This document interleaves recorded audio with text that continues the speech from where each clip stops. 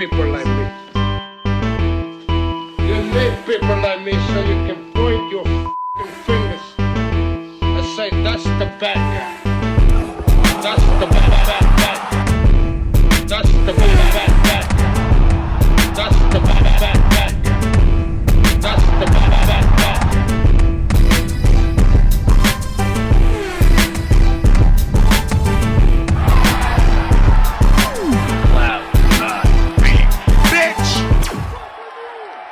Welcome to the mother relay. We're covering today's top boxing news.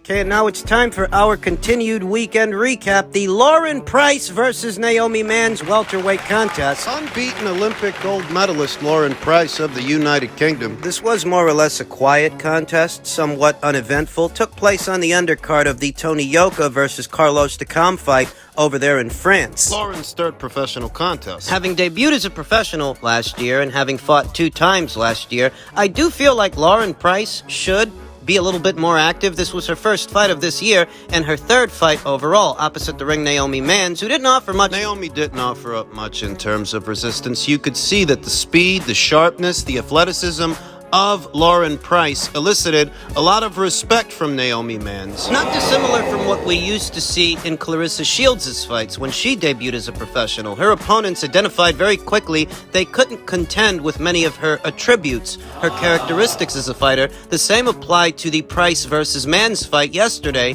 in France. Naomi, she didn't offer up much, didn't open up much, Didn't try for much, so you're not going to catch her between the punches. You're not going to land clean. Thus, the fight itself, the fight was uneventful. You just got a lot of Lauren Price pecking away at the opponent, attempting to open her up. Trying to. 1 and 2 punches at a time, very quick, hard to counter, hard for Naomi Mans to do anything with Lauren Price, or try to, so it was a ho-hum affair that led to a ho-hum decision for the Olympic gold medalist. This is going to happen from time to time. Sometimes a fighter is too good for their own good, and the level of respect that elicits from their opponents results in contests just like this one.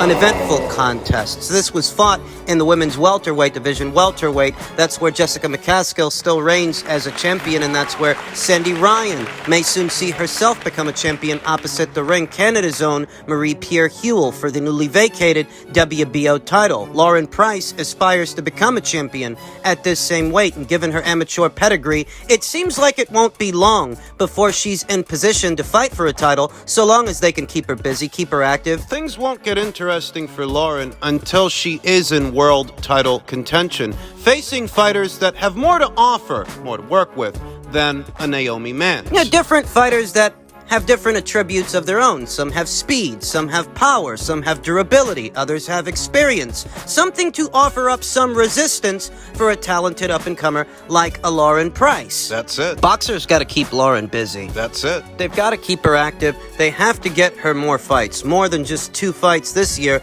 like what we saw last year, because Lauren Price herself is transitioning from a more amateur point-based style to a pro style where it's all about opening up your opponent and inflicting damage. Moreover, Lauren Price, Olympic gold medalist that she might be, she wants to be an entertaining fighter, a fighter that people actually come out to see, want to see. Being a skilled fighter ain't always the same thing as being an entertaining fighter, being a crowd pleaser. Those two things are mutually exclusive, and if you're a fighter like Lauren Price, you want to find a happy medium where you tick off on both of those boxes. You're skilled enough to get the job done, skilled enough to do it, but entertaining enough as well that you actually start to amass marquee value fight by fight. There are lots of skilled fighters out there. They're not crowd pleasers. Fighters like Guillermo Rigondeaux and Erslan de Lara. Those 2 fighters were always plenty skilled, but they weren't what you would describe as crowd-pleasing fighters with fan-friendly styles. As Lauren Price develops fight by fight, she's got to figure out how to open up her opponents for punches, open them up for shots, and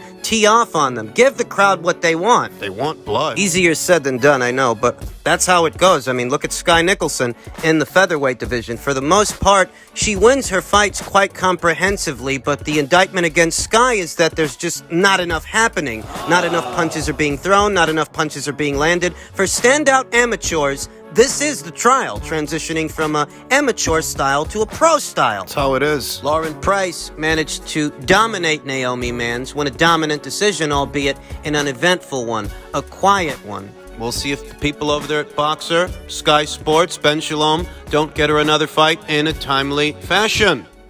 In men's 136-pound news, Gervonta Davis is holding camp at the Mayweather Boxing Club, reunites with Leonard Ellerbe ahead of the Ryan Garcia fight. Reunited and it feels so good. The hullabaloo between Gervonta Davis and Floyd Mayweather Jr. and Mayweather Promotions has simmered down. Ahead of the last Davis fight versus Hector Garcia in January, Tank announced he was a contractual free agent from his longtime promoter. Missing from the promotional picture leading up to the fight was Hall of Fame fighter Floyd Mayweather and his longtime confidant and company executive Leonard Ellerbe. Leading up to Gervonta Davis's departure from Mayweather Promotions, you started seeing less and less from Floyd Mayweather. I mean, he did seem less involved. I suppose it's too much to ask for Floyd to be a helicopter mom to his promotional outfit, the outfit that bears his own namesake. I suppose it's too much to ask him to micromanage these guys. I mean, that's what Leonard's there for. Was there for. I still wonder what it was specifically that made Gervonta Davis leave Mayweather Promotions. Could have been any number of things. Ahead of Tank's much-anticipated fight against Ryan Garcia on April 22nd at the T-Mobile Arena on Showtime pay-per-view,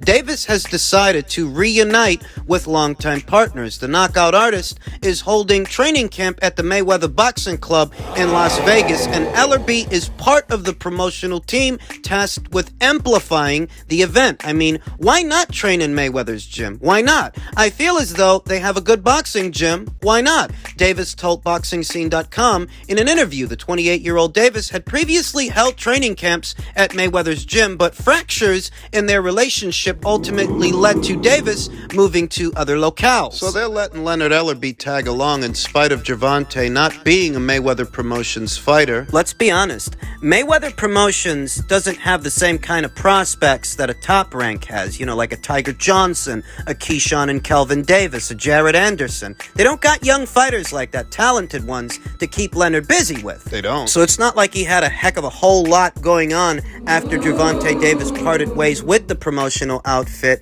and went on to fight Hector Garcia as part of a TGB promotion show. TGB, Tom Brown. They've decided to let Leonard tag along because he doesn't have a whole lot going on anymore. That's what it looks like. I'm working the event. I'm working with Tank, Ellerbe told BoxingScene.com in an interview. You may have noticed that Leonard's demeanor. Leonard was at the press conferences for Ryan Garcia versus Gervonta Davis, the one in New York and the one in LA. Doesn't seem the same. He doesn't seem himself. Ellerbe reiterated that Davis is no longer tied to Mayweather Promotions, but added that contracts don't define relationships. Through 2022, Ellerbe maintained a position that everything was cool with Tank. Not if he ended up leaving Mayweather Promotions. Not if that was the end result. Gervonta Davis versus Ryan Garcia is officially promoted by GTD Promotions. That's Gervonta Davis's own promotional company, TGB Promotions and Golden Boy Promotions. GTD Promotions, what, do they schedule fights? Do they do shows? Does Gervonta Davis actually have a promoter's license? To what extent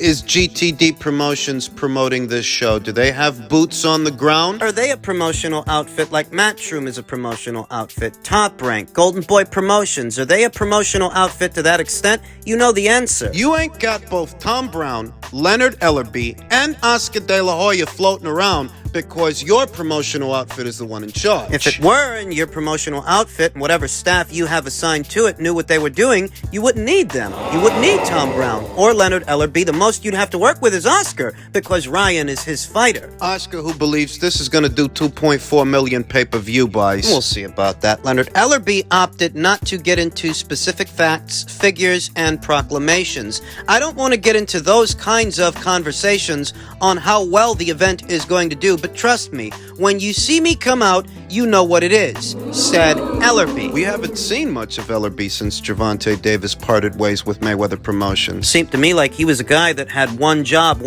just one job, and one fighter in many ways, in Gervonta Davis. And now that Gervonta's not with Mayweather Promotions, I mean, even if they are allowing Leonard to get involved with this event to some extent, however big or small, I feel like the relationship between Leonard and the higher-ups at the PBC and Leonard's role overall in that company, it has to have changed. It has to, because his primary focus was promoting Gervonta before. Well, technically, you're not in the Gervonta Davis business anymore, at least not the same way that you were. In December, Mayweather commended Davis for wanting to be his own boss and said that he wanted to see his understudy grow. Davis trainer Calvin Ford said reuniting with Ellerbe and holding camp at Mayweather's gym was an easy decision. We like Mayweather's gym. Tank has said he feels back at home. That feeling of being in Vegas in that gym is calming for him. Ford told BoxingScene.com in an interview, Floyd is doing his thing, Gervonta is doing his thing. He gave Floyd 7 good years. Floyd ain't complaining. Mayweather said that he made good money,